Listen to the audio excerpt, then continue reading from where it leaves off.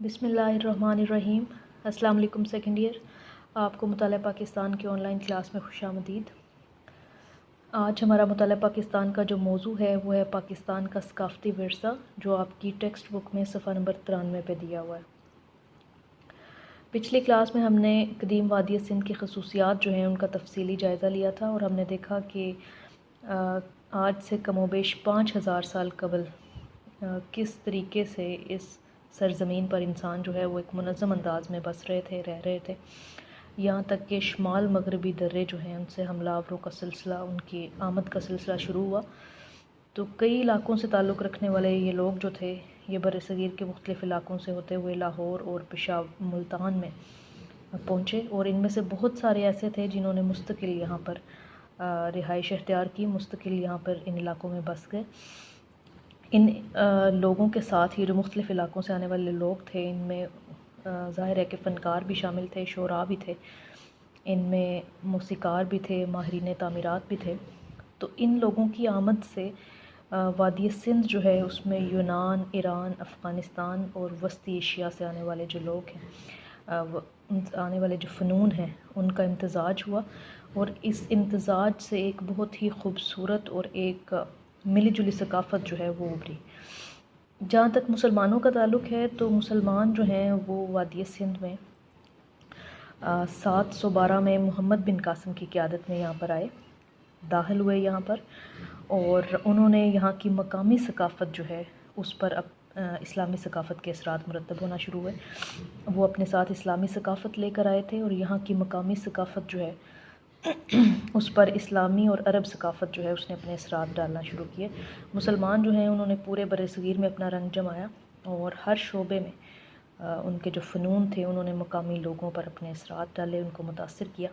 مسلمان جو ہیں انہوں نے برصغیر میں 20ویں صدی کے وسط تک وہ یہاں پر حکمران رہے، اور جب مسلمانوں کا اقتدار یہاں پر ختم ہوا تو آپ کو پتہ ہے کہ ایسٹ انڈیا کمپنی جو ہے اس نے عملاً حکمرانی حکمران بن گئی یہاں کی۔ انگریز جو ہیں ان کے علاوہ دیگر یورپی اقوام جو ہیں، جن میں فرانسیسی اور پرتگیزی بھی شامل ہیں، انہوں نے بھی اس خطہ زمین پر اپنی جو ہے وہ قسمت آزمائی کی، اور اس طریقے سے یہ جو یورپی اقوام کی جو ثقافت تھی اس نے بھی جنوبی ایشیا کو کافی حد تک متاثر کیا۔ انگریزوں کی حاکمیت کا جو دور تھا یہ مسلمانوں کے لیے بہت ہی کڑا وقت تھا۔ مسلمان جو ہیں وہ اپنی ثقافت ان کی بہت کمزور پڑ گئی تھی، اور مسلمان جو ہیں وہ غلامی کی زنجیروں میں جکڑے گئے تھے، تو اس وجہ سے ان کے اوپر ہر طرح کی تعلیمی، مذہبی، ثقافتی ادارے ان کے بند کر دیے گئے تھے۔ مسلمانوں نے اپنی اس غلامی سے نجات حاصل کرنے کے لیے، آپ کو پتہ ہے کہ 1857 میں ایک جنگ آزادی لڑی جو کہ ناکام ہوئی، اور اس طریقے سے اس جنگ آزادی کی ناکامی کے بعد برصغیر میں مکمل طور پر انگریزوں کا غلبہ ہو گیا۔ مسلمان بہت ہی بے بس اور لاچار ہو کر رہ گئے، ان کی تمام ثقافتی سرگرمیاں جو ہیں وہ مخدوش ہو گئیں، اور مسلمان ان سرگرمیوں کو جاری رکھنے سے بھی معذور ہو گئے۔ دوسری طرف دیکھا جائے تو ہندو، سکھ، عیسائی وغیرہ جو ہیں ان کو مکمل آزادی حاصل تھی، وہ نہ صرف مذہبی طور پر بلکہ معاشرتی طور پر اور ثقافتی طور پر بھی اپنی سرگرمیاں جاری رکھے ہوئے تھے، اپنی مرضی سے جی رہے تھے۔ لیکن دوسری طرف مسلمان جو ہیں ان پر عرصہ حیات تنگ کر دیا گیا تھا، ان کے تمام تعلیمی، مذہبی، ثقافتی ادارے جو ہیں وہ بند کر دیے گئے، اور مسلمانوں کا جو ایک جداگانہ تشخص تھا، جو مسلمانوں کی ایک الگ جداگانہ ثقافت تھی اور جو ثقافتی حیثیت تھی، اس کو ختم کرنے کی کوئی جو ہے وہ کسر نہیں چھوڑی گئی۔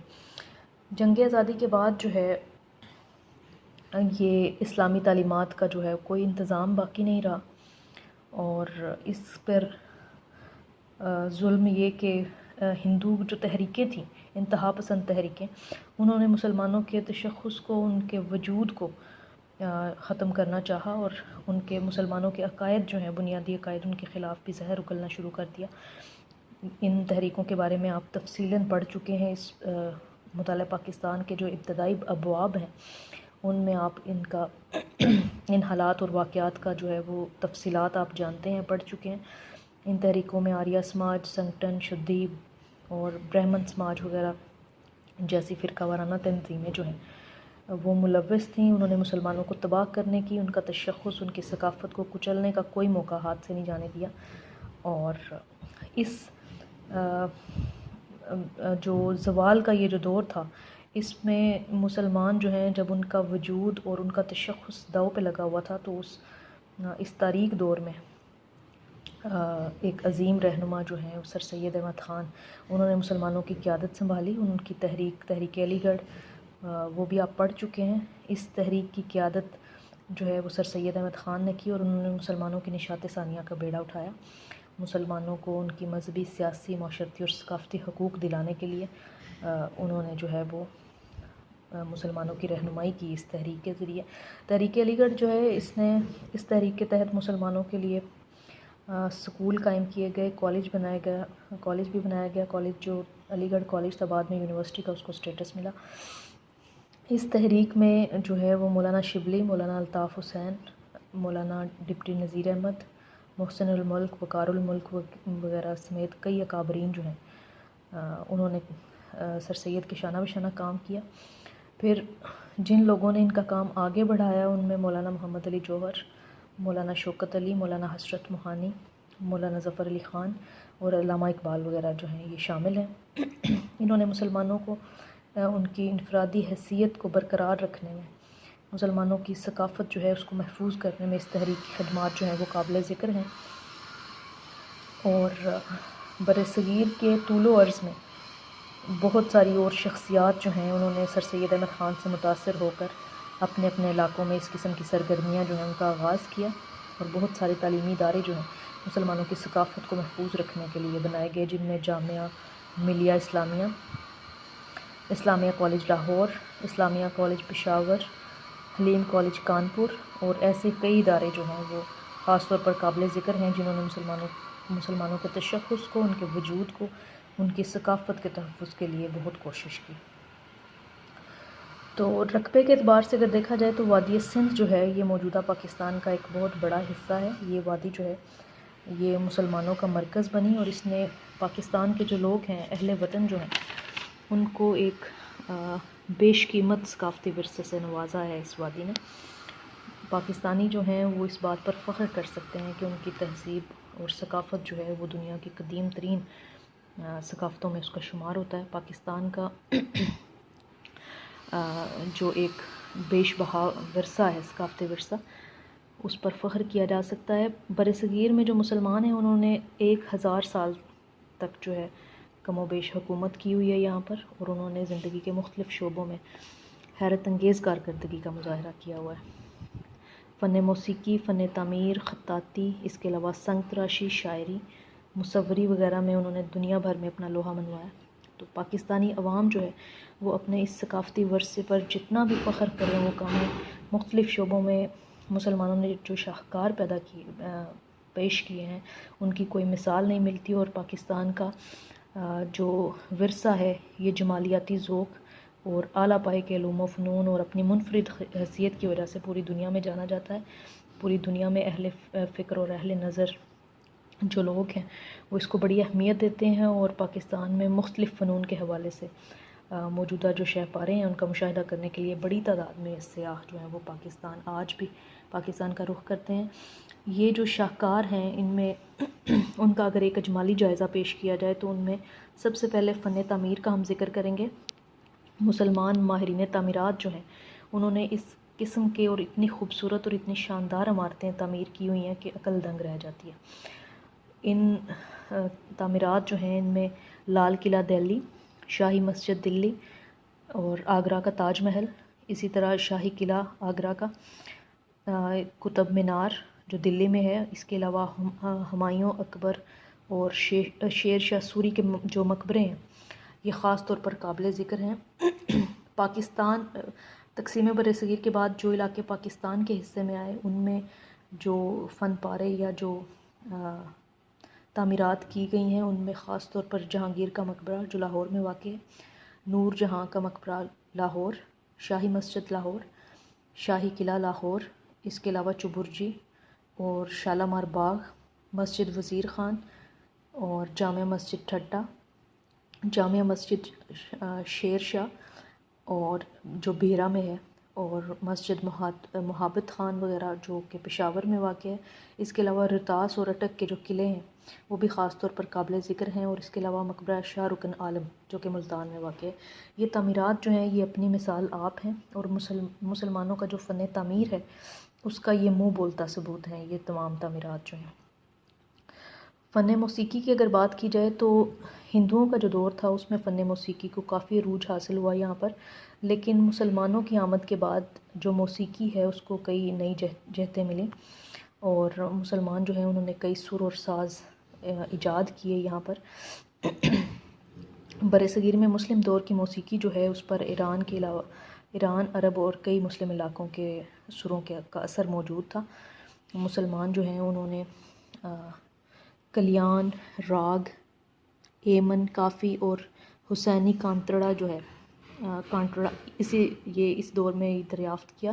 اس کے علاوہ مسلمانوں نے جو ساز تخلیق کیے ان میں شہنائی ہے، ڈھولک، سرود، رباب، اس کے علاوہ دف، اور یہ جو تمام ساز ہیں تنبورہ وغیرہ یہ مسلمانوں کی تخلیق ہے.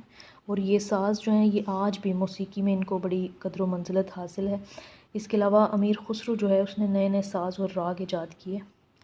پھر تان سن جیسا شور آفاق جو ہے موسیقار وہ بھی اس وقت موجود تھا، اور تان سن جو ہے اس نے میاں کی ٹوڈی، میاں کی ملہار اور درباری کانٹڑا جو ہے اس جیسے راگ متعارف کروائے ہیں. کئی مسلمان خاندان جو ہیں وہ موسیقی کی دنیا میں اپنی پہچان ہمیشہ کے لیے بنا گئے ہیں. انہی خاندانوں سے تعلق رکھنے والی جو موجودہ نسل ہے اس کے کئی لوگ آج بھی اپنے فن کا مظاہرہ جو ہے وہ کر رہے ہیں اور موسیقی کا جادو جگا رہے ہیں. جہاں تک مصوری کا تعلق ہے تو پاکستان کے جو شمالی علاقے ہیں وہاں پر قدیم دور میں بھی مصوری کی طرف لوگوں کا رجحان جو ہے وہ پایا جاتا تھا. اس کے شواہد ملے. سوات میں ایک بٹ کڑا کے مقام پر ایک تصویر جو ہے وہ چونے کی دیوار پر بنائی گئی تھی اور اس میں رنگ بھی بھرے گئے تھے. تو قدیم دور میں بننے والی یہ تصویر جو ہے اس سے ہمیں واضح طور پر یہ پتہ چلتا ہے، یہ ہمیں معلومات دیتی ہے کہ اس علاقے میں مصوری کا فن جو ہے وہ بڑی حد تک متعارف تھا، مقبول تھا. مغل بادشاہ جو ہیں ان کے دور میں بھی مصوروں نے کافی باتصویر نسخے جو ہیں وہ تیار کیے، اور مختلف داستانیں جو ہیں ان کو تصویروں کی مدد سے انہوں نے بیان کرنے کی کوشش کی ہے. شہنشاہ جہانگیر جو ہے وہ مصوری کا دل دادا تھا، شوقین تھا، اور اس نے مصوروں کی بہت حوصلہ افزائی بھی کی. اور ان کا یہ دعویٰ تھا کہ وہ تصویر کو دیکھ کر مصور کا نام بتا سکتے ہیں. تو بعد میں آنے والے جو مصور تھے انہوں نے اس فن کو بام عروج تک پہنچا دیا. شہنشاہ جہانگیر کے دربار سے مشہور مصور ان میں استاد منصور، استاد محمد نادر اور استاد محمد مسعود جو تھے وہ ان کے دربار سے وابستہ تھے. اسی طرح خطاطی جو ہے اس میں مسلمانوں کا کوئی ثانی نہیں. خطاطی ایک ایسا فن ہے جس میں مسلمان جو ہیں انہوں نے ان کی کوئی مثال نہیں ملتی ان کی خطاطی کی. خوش نویسی جو ہے یہ مسلمان فنکاروں کا ایک شوق بھی رہا ہے. قرآن پاک کو کئی انداز میں تحریر کیا گیا، نئے نئے خط دریافت کیے گئے اور نئے تجربات جو ہیں وہ اس حوالے سے کیے گئے. بعض بادشاہ جو تھے وہ خود اس فن میں مہارت رکھتے تھے. ان میں اورنگزیب عالمگیر، ظہیر الدین بابر، ناصر الدین محمود اور بہادر شاہ ظفر خاص طور پر قابل ذکر ہیں. اس کے علاوہ ملکہ رضیہ سلطانہ جو ہیں وہ بھی ایک عمدہ خطاط تھیں. تو بادشاہوں نے خطاطوں کو بہت زیادہ نوازا، ان کی بڑی حوصلہ افزائی کی، اور اس فن کو فروغ دینے کے لیے انہوں نے ہر ممکن طریقے سے جو ہے وہ اپنی دلچسپی کا اظہار کیا. خطاط جو ہیں انہوں نے قرآن پاک کو مختلف زاویوں سے، مختلف طریقوں سے اور مختلف خطوط کی مدد سے تحریر کیا. اور مغلیہ دور کے جو خطاطی نمونے ہیں وہ آج بھی عجائب گھروں میں موجود ہیں جو کہ اپنی مثال آپ ہیں. اور خطاطی کا جو فن ہے اس کی بہت ہی قدر و منزلت ہے، بہت معیاری، اور اس کو یہ قابل دید فن ہے. سنگ تراشی کی اگر بات کی جائے تو زمانہ قبل از مسیح جو ہے اس میں سنگ تراشی کا فن موجودہ پاکستان کے کئی علاقوں میں مقبول تھا. یہاں پر یوں تو سنگ تراشی جو ہے اس کے فن کے نمونے ہڑپا اور موہنجو-دڑو کی کھدائی میں بھی دستیاب ملے وہاں سے. سنگ تراشی سے مساجد، مقبروں، قلعوں اور محلوں کو سجایا جاتا تھا. پھر ٹائلیں اور پتھر وغیرہ لگا کر دیواریں اور فرش جو ہیں ان کو خوبصورت بنایا جاتا تھا. ٹھٹہ، اچ شریف لاہور، ملتان، چنیوٹ اور کئی دوسرے شہر جو ہیں ان میں سنگ تراشی کے بہت ہی خوبصورت اور دل فریب نمونے جو ہیں وہ آج بھی دیکھے جا سکتے ہیں، آج بھی موجود ہیں۔ پتھروں سے برتن اور ڈیکوریشن پیس تیار کیے جاتے تھے۔ اسی طرح ٹیکسلا، ملتان اور کئی دوسرے شہر جو ہیں ان میں یہ فن گھریلو صنعت کا روپ جو ہے وہ اختیار کر چکا تھا۔ تو اس حوالے سے اگر دیکھا جائے تو یہ جتنے بھی شاہپارے ہیں، جتنے بھی یہ تمام چیزیں جو ہیں یہ پاکستان کا ثقافتی ورثہ ہیں۔ پاکستان خاص طور پر جو مغلیہ دور میں اس فن کو جتنا زیادہ عروج ملا، صحیح معنوں میں اگر کہا جائے تو پاکستان کا جو قیمتی ثقافتی ورثہ ہے وہ اس میں ایک قیمتی اضافہ مغلیہ دور میں ہوا، اور یہ تمام چیزیں، یہ تعمیرات، یہ فن موسیقی وغیرہ، یہ اس کا منہ بولتا ثبوت ہے۔ جی سیکنڈ ایئر، یہ ہمارا آج کا موضوع تھا۔ امید کرتی ہوں کہ آپ کو اس کی سمجھ آئی ہوگی۔ کوئی بات اگر مشکل لگے تو آپ پوچھ سکتی ہیں۔ کل انشاءاللہ ہم پاکستانی ثقافت کی جو نمایاں خصوصیات ہیں ان کو ہم تفصیلاً جائزہ لیں گے۔ تب تک کے لیے اللہ حافظ۔